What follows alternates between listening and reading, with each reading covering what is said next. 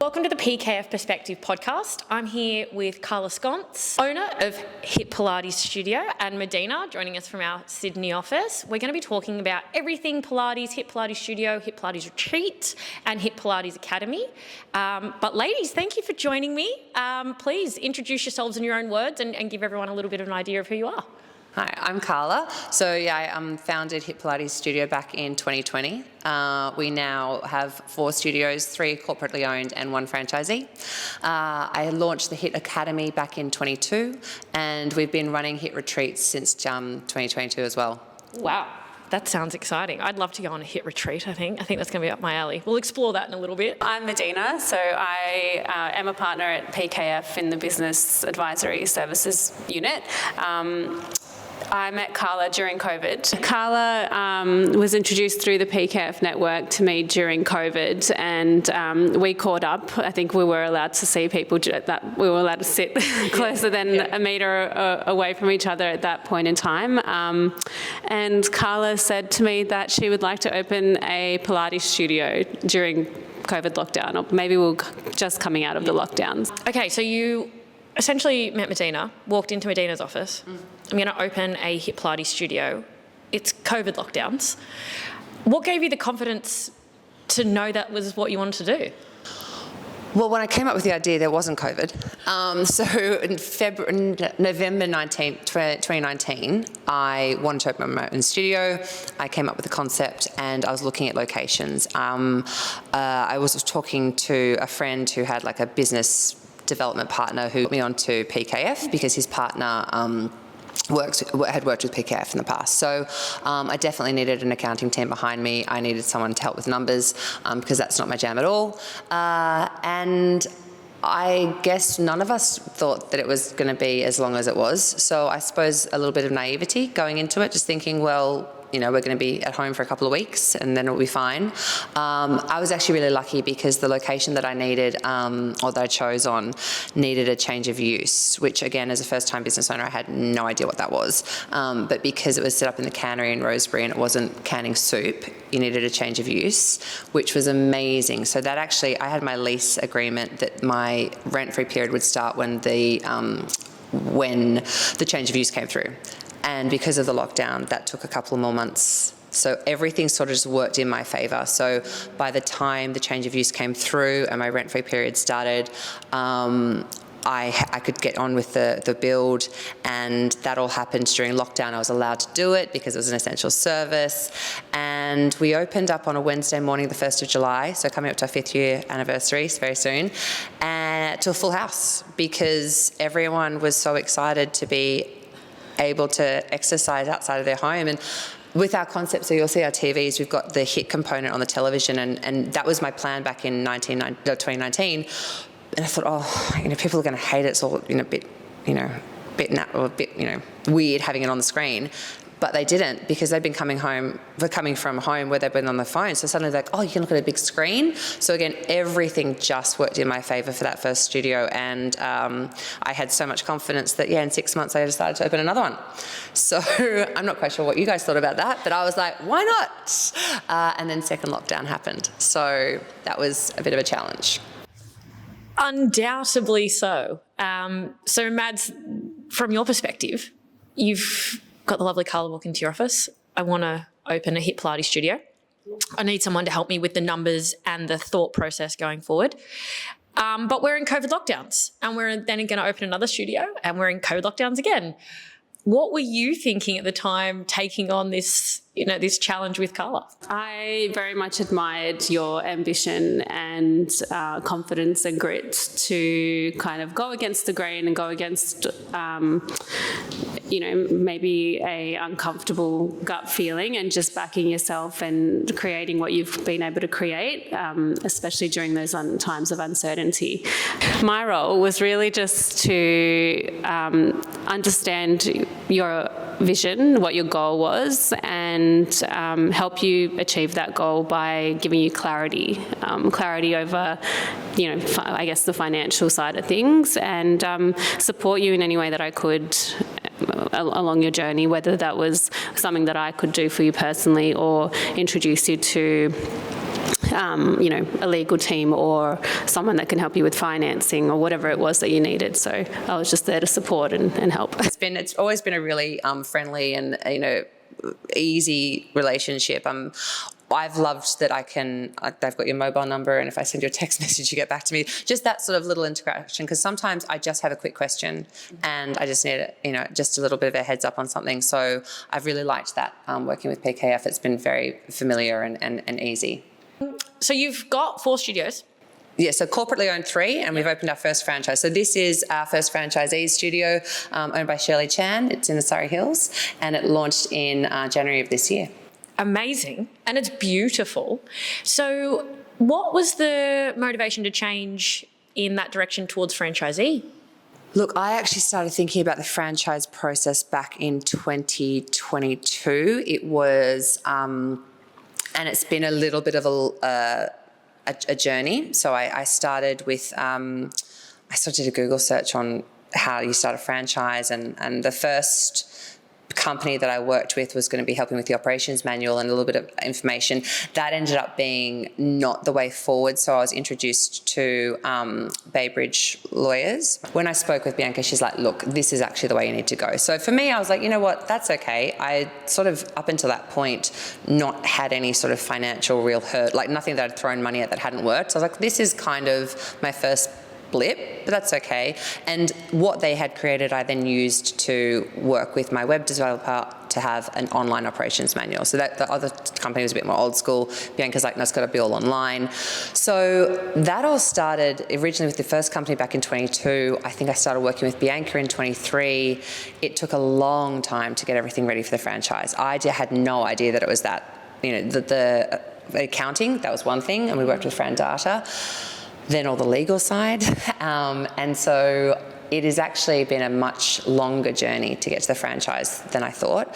And now it's that, but now I have, I've put in all the legwork for it. So at least then the franchise agreement's done. So then the financials are done, which we tweak, and actually opening up this studio we were able to see that we need to change a few line items in that as well, which is it's a process, but the big work has been done. And so now hopefully with the studios growing and people seeing the success of the studios, then more people want to buy into that franchise, which will be exciting for me from a personal perspective. I'd love to. I think when I first started, I said to you I wanted to have like 8 studios across Sydney, and they're all going to be corporately owned. And then I had 2 lockdowns, and I was like, no, I want studios, but they can't be on my name. I don't want any more lease agreements. So I definitely want the brand to grow, but I want it through the franchise process, just because then other people get the opportunity to have a studio. And Shirley, she's a great story as well, because she used to attend my classes years ago at another studio. She followed me through Facebook for years, and when I launched the teacher training program back in 22, which I actually wrote during the second lockdown. So when I was unable to teach and work, a lot of studios chose to go online, and I didn't have anything set up to do that. So I was like, if I want to do it, I want to do it well, and I don't want to do something dodgy. So I just closed and thought, I'm just going to take this time, not earning money, but I'll start writing the Teacher Training Academy. And then I got that nationally accredited and launched in February 22. Shirley was in the first intake. She was amazing, and I got her teaching for me, and so she's been teaching for me since mid-22, and the whole time she was thinking about opening up a studio. So the whole time we've been working, and it took over a year for us to find this location for her. So it's been a slow process that we don't rush into. I rush into everything, but everyone else seems to go at a much slower pace. So it took us about a year to find a location. Shirley's locked on this one, but once she found the location, it was all done within 4 weeks. For yourself, Medina, when it was, I'm going to franchise this out, what was the thought process for you approaching that from an advisory perspective? It was very much a learning opportunity for me as well as Carla. So I had never done a franchise before, I'll be honest with you. But the first thing that we did was look at your structure. So we made sure that when going into a franchise, we had the base covered, because that's really, really important. Whether you're starting a franchise or starting a business, you've got to look at what is your end goal, what are you trying to achieve, where do you want to end up, and with that, you then go, okay, this is a structure that we need to put in place. Then we looked at the numbers, obviously. We forecasted out what a franchisee could be making potentially, and what is the actual investment that a franchisee would have to put down to be able to move forward. Yeah. When Shirley did come on board as a franchisee and you presented this modelling and took her through the financials, I'm speaking on her behalf, but how did you find her experience of looking at what the projection was and her then coming on board? Was it quite an easy process? Actually, that's when we realised that some of the line items in the document needed to change, because we were basing them off costs that I'd incurred for Rosebery a few years beforehand. And so what it had cost me to set up, and we sort of like forecast that cost, it was costing more now, with trades being more expensive and equipment being more expensive. So we knew with Shirley, she was our first one, so there's an initial investment fee in the document. It's X amount. We made it for Shirley nominal. And in the process of, okay, so you're going to be my first one, you're my tester, and we're gonna find our way through this. So she paid less to invest in the business. So when there were little things, we were like, oh, okay, this needs to change, this needs to change. It wasn't as I suppose, I don't know what the word is, but I felt a little bit more freedom to go, okay, well, actually, no, now we're going to change that forecast. So nothing massive. It was mostly in the fit out. Obviously, the forecast of memberships, our memberships have increased over time, like membership prices have increased over time. So we've been able to see some growth in that. But the investment and everything that we based it on in the space of a couple of years, it was crazy how everything was more expensive. That's right. So we had to revisit the numbers because, as everyone is probably aware, the economy, what was happening in the economy and inflation, all the costs went up. So I think that's where we were finding a lot of the variances. And then, like you said, the allocation of some of the line items in terms of the equipment and investment.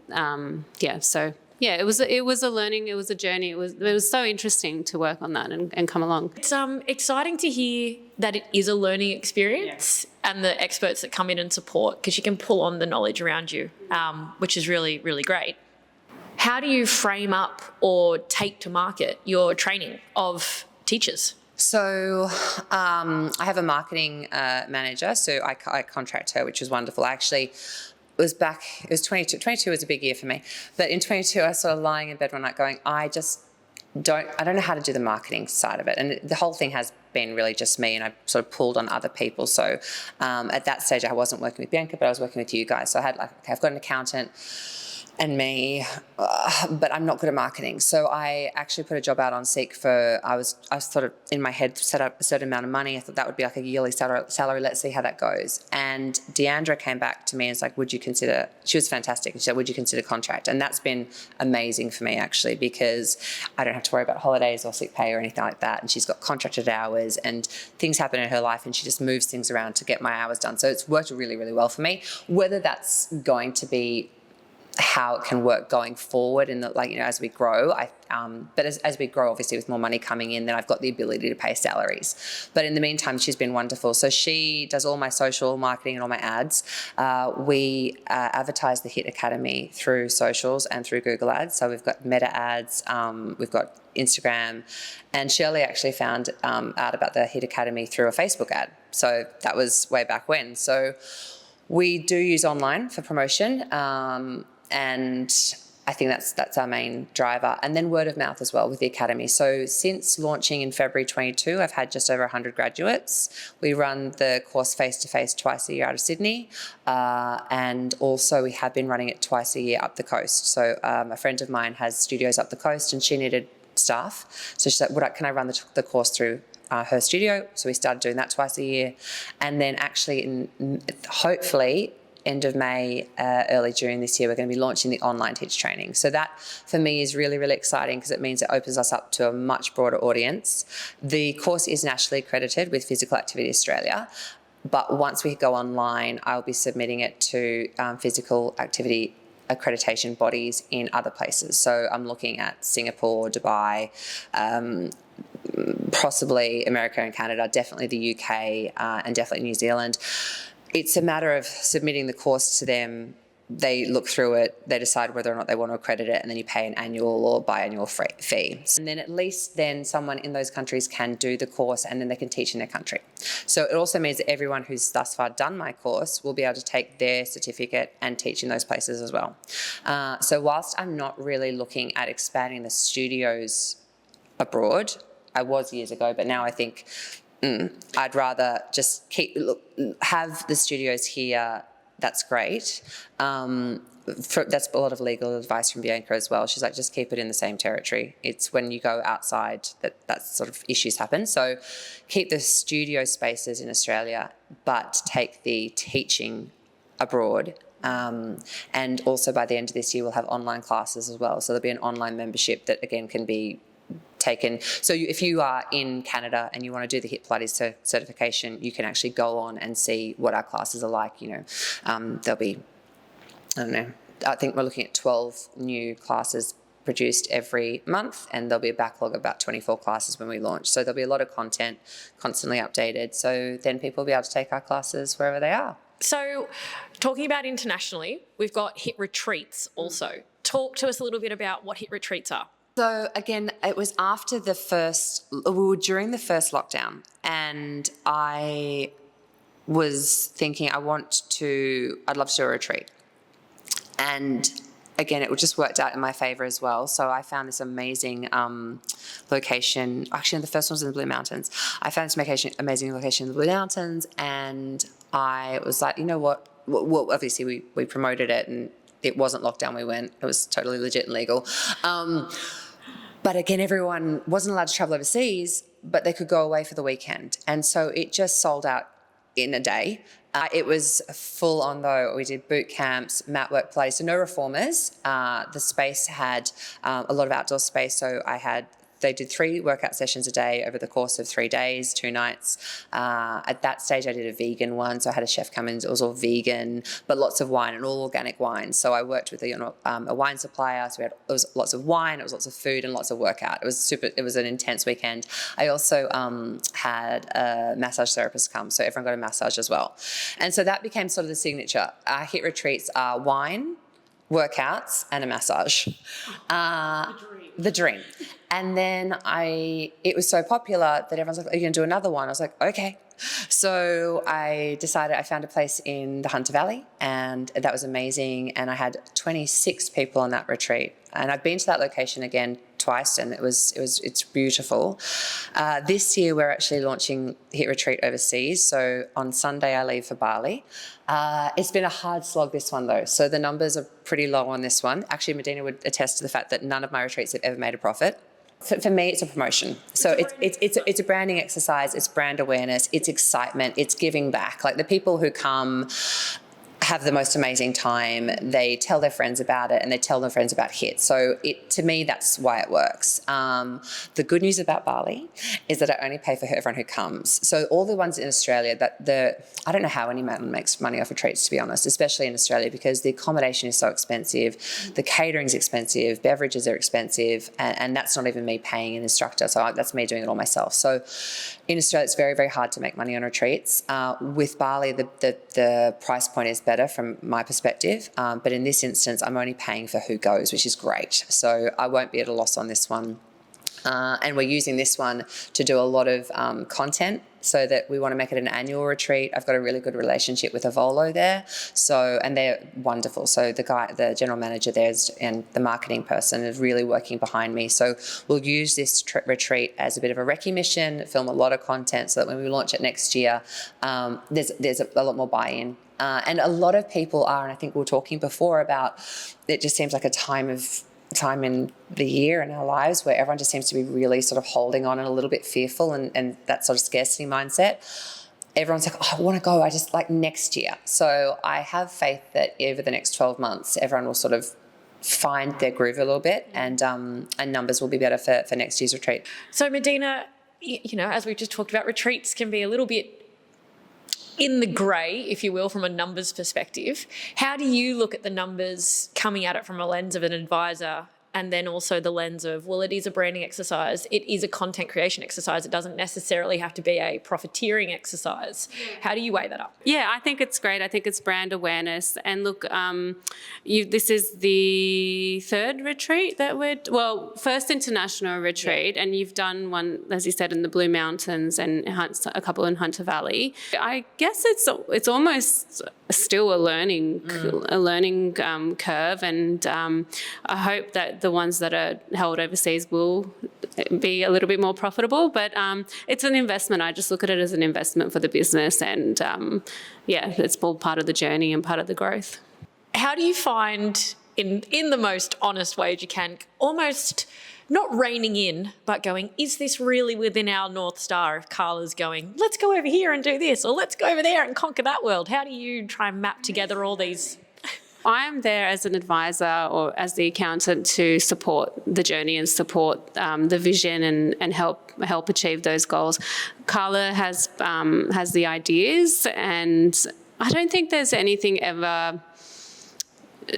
I believe in Carla, so there's nothing that you've ever said that you haven't achieved. And part of, brand development and business development is really looking at various revenue streams, which is exactly what you're doing. So we've got the, physical location where people can come and get an amazing workout.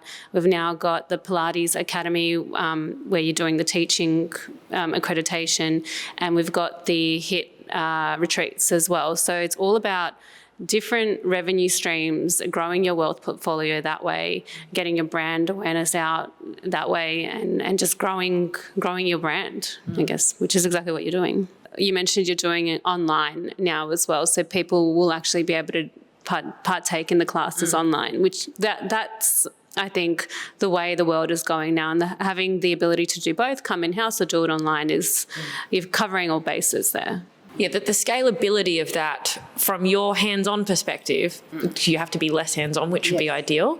And from your perspective, the scalability and revenue factor, that's got to hit two big boxes for both of you being able to be online. I feel really for the business to grow, especially these days, money's made online. So it was a long time for me to get my head into the space of could we take it online, and then from my perspective, like you said, I'll be filming mostly out of the St Leonard's studio. So I've set up at the St Leonard's studio. It's the largest space. So again, now as I'm sort of a bit more business minded, I mean the naive me took up this space at St Leonard's that was gorgeous and like 270 square meters of amazingness when you need like 150 square meters of amazingness, and then you pay for every square meter. So I was like, how do I bring in another revenue stream to pay these bills? I had a lot of people asking me for a really long time about the teacher training, because obviously it's a face-to-face, was 6 weekends in our St Leonard's studio, so that's the North Shore of Sydney.